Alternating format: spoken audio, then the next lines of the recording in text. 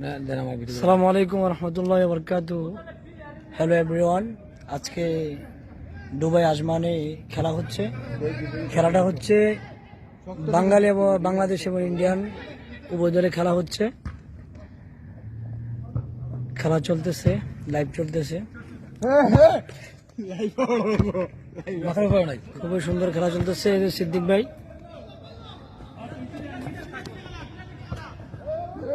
আব্দুল হামিদ ভাই খেলা দেখতেছেন। আব্দুল হামিদ ভাই কিছু বলেন, খেলা সম্পর্কে কিছু বলেন। আমরা লাইভে আছি।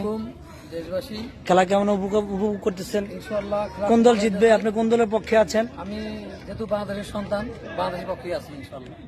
তাহলে আমরা প্রত্যাশী বাংলাদেশ জিতবে। বাংলাদেশ ইনশাআল্লাহ আমরা এটা আশা করি। জি, হামিদ ভাই আর কিছু বলবেন খেলোয়াড়দের উদ্দেশ্যে? কেমন খেলতেছে খেলোয়াড়রা? খেলোয়াড় খুব ভালো খেলতেছে ইনশাআল্লাহ। সবার কাছে দোয়া রইল, আপনারা দোয়া করেন খেলার জন্য। এই যে খেলা চলতেছে, আমরা লাইভে আছি। নদী দেন।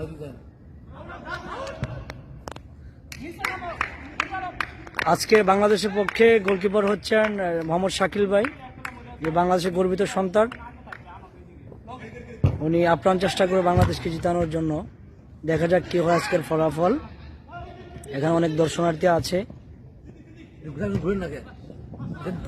আপনাদেরকে মাঠটা দেখাচ্ছি ঘুরে ঘুরে। মাঠ গোল হওয়ার সম্ভাবনা ছিল, কিন্তু গোলটি দিতে ব্যর্থ হয় বাঙালিরা। দেখা যাক বাঙালি আজকে কি করতে পারে। আমরা লাইভে আছি, বল নিয়ে দৌড়াচ্ছেন।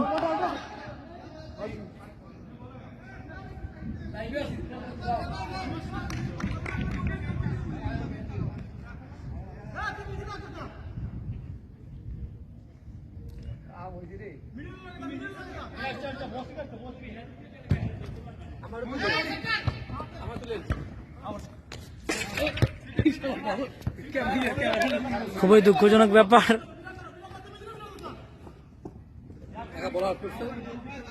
এই হলো হামিদ ভাই খেলা উপভোগ করতেছেন।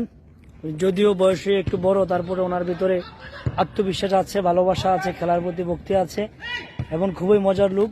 আনন্দ উল্লাস করতে ভালোবাসেন, এনজয় করতে ভালোবাসেন। উনি আজকে বাঙালির পক্ষে। বল নিয়ে এগোচ্ছেন, দেখা যাক কি করা যায়। অসাধারণ গোলকি শাকিল ভাই আটকে দিয়েছেন বলটাকে সুন্দরভাবে, চুমুকের মতো, যেন মার্টিনিসকে আমরা দেখতেছি।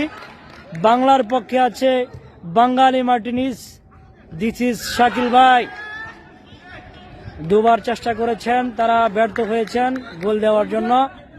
দুর্দান্তভাবে আক্রমণ করেছেন এবং আমাদের শাকিল ভাই বলটিকে খুবই সুন্দর চমৎকার করে ফিরিয়ে দিয়েছেন। দেখা যাক কি করতে পারে। আবারও শাকিল ভাই চেষ্টার পরে শাকিল ভাই গোলকিপার আবার সুন্দর করে বলটাকে ব্যাকআপ দিয়েছেন, ফিরিয়ে দিয়েছেন। আমরা প্রত্যাশী বাঙালিরা আজকে ভালো কিছু করবে।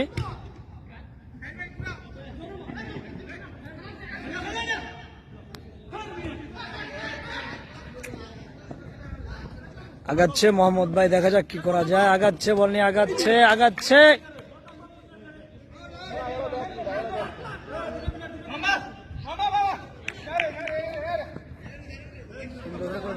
ঠিক আছে, আমার বেশি ছিলেন।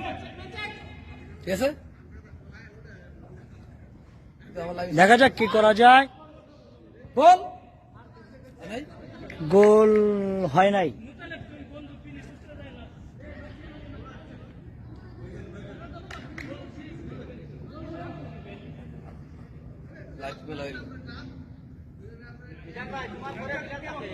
আমরা আবার একটু পরে লাইভে চলে আসবো ইনশাল্লাহ।